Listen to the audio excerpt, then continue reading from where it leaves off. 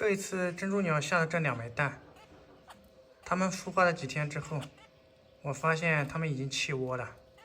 哎，老是出来，我摸了一下，基本上都是凉的。我们还是看一看七彩文鸟吧。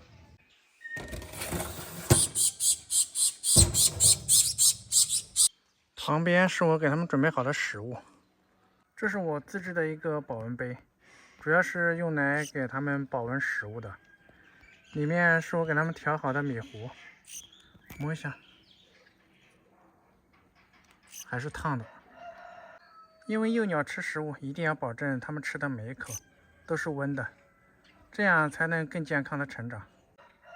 等不及要吃了，多可爱的小嘴巴呀！不知道为什么遭到那么多朋友们的嫌弃。说实话，它这个嘴巴上面的这个点点镶了赞，以后就会变成它们漂亮的羽毛。好了，食物温度现在已经刚刚好，我们给它喂一点。来，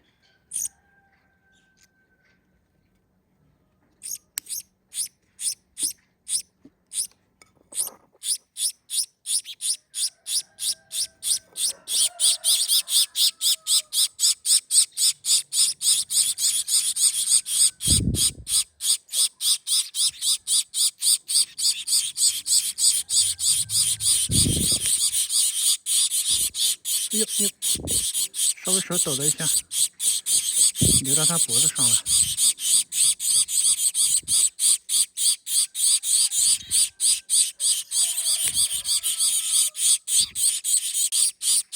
这个最小的得了素囊炎，到现在还在吃药。不过现在情况已经好多了，前2天都不怎么进食了。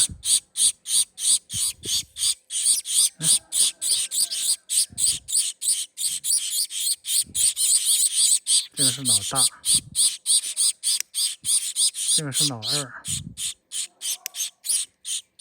这个就是最小的那只，老3。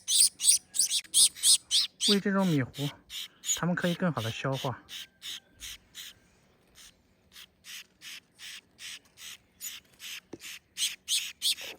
老大有一点调皮，总是在跑。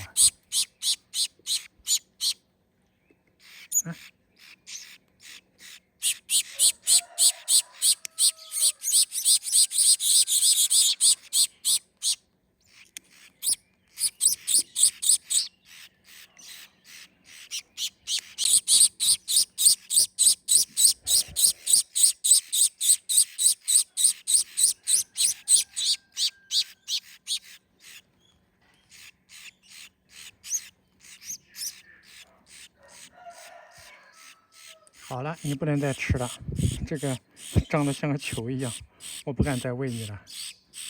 老大每次是吃的最多的，来，再给这2只喂一点。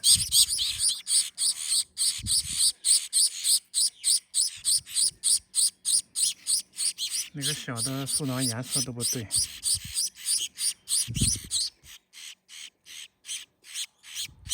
差不多已经快恢复了。精神状态今天非常的好。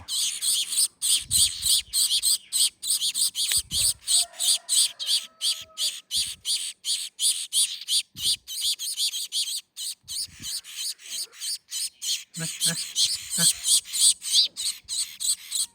好了，都不喂了，这一下都吃得非常饱了。